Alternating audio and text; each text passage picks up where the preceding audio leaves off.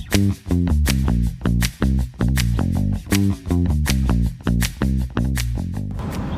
nama saya Nazala Meditya Rahma dari NPM 001.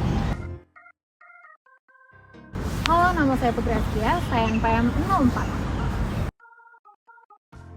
Hai, saya Alivia Sarswati Nugroho, NPM 10. Hai, saya Fadila Huria dengan NPM 11. Halo, saya Alia Danis Alifiandi dengan NPM 18. Halo, saya Valerian Dea dengan NPM 29. Halo, saya Rizky Cintia Ayu Adzani dengan NPM 039. Halo, nama saya Adelia Rara Prita Pangan dengan NPM 043. Halo semuanya, nama saya Ageka Putri dengan NPM 052. Halo, nama saya Vanilla Syaumaika Putri dengan NPM 056.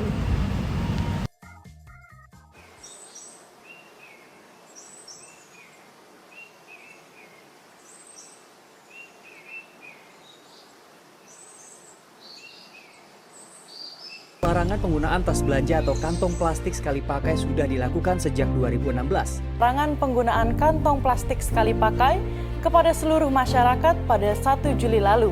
Kota pertama yang menerapkan larangan ini adalah Banjarmasin, Kalimantan Selatan.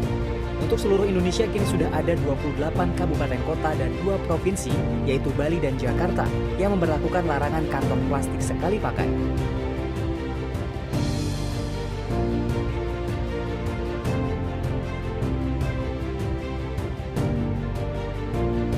Namun, pedagang pasar tradisional di Jakarta masih nekat menyediakan kantong plastik sekali pakai sebagai kantong belanjaan.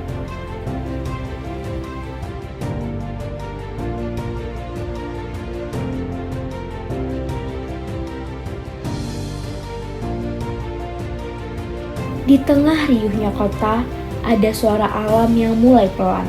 Ia tak menghilang, hanya kita yang tak lagi mendengar. Kita hidup dalam kepraktisan, tapi praktis untuk siapa? Untuk kita atau untuk bencana yang kita wariskan? Plastik sekali pakai, sekali digunakan selamanya tertinggal. Ia tak membusuk, tak menghilang, hanya bersembunyi di tanah, di laut, di tubuh makhluk hidup termasuk kita. Dulu kita menyebutnya kemudahan, kini ia berubah menjadi ancaman. Satu sedotan, satu kantong, satu bungkus kecil mungkin tak berarti hari ini, tapi ketika jutaan melakukannya, dampaknya abadi. Masihkah kita memilih diam sambil membungkus masa depan dengan limbah? Sudah saatnya mendengar kembali suara alam dan memilih yang tak hanya praktis tapi juga bijak untuk bumi. Sekali pakai, selamanya tertinggal.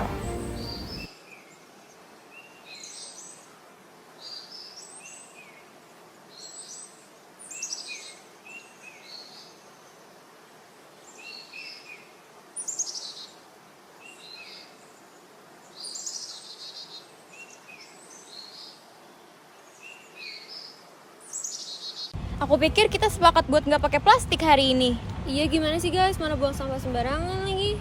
Ya kebiasaan, kita kan juga cuma bawa ginian aja.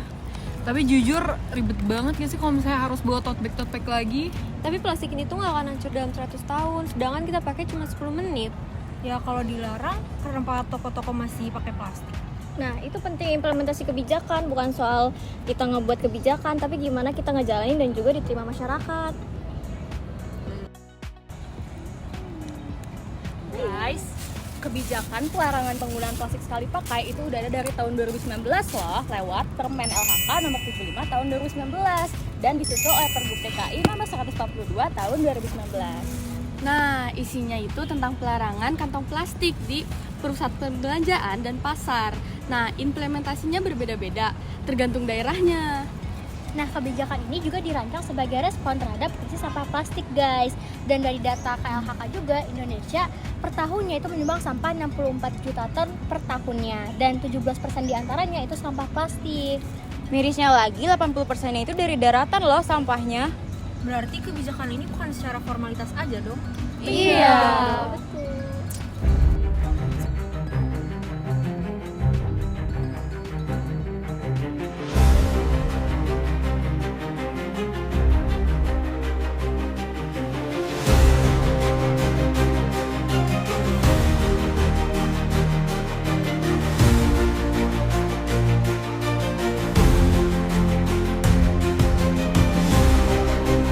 plastik yang kita buang hari ini bisa ditemukan di perut ikan esok hari. Dan ikan itu bisa jadi lauk di piring makan kita.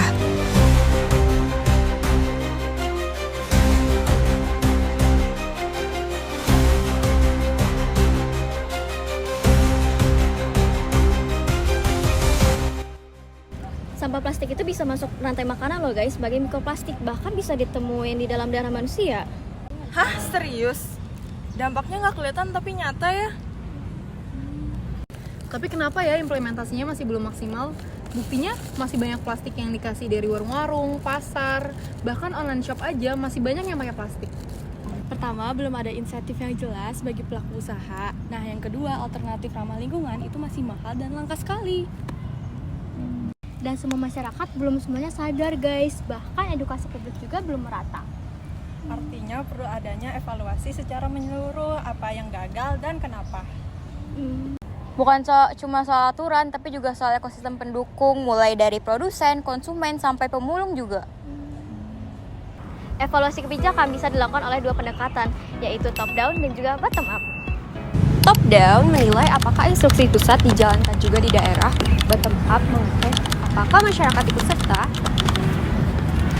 Evaluasi formatifnya itu menilai hasil implementasinya. Evaluasi sumatifnya itu mengukur hasil kebijakan.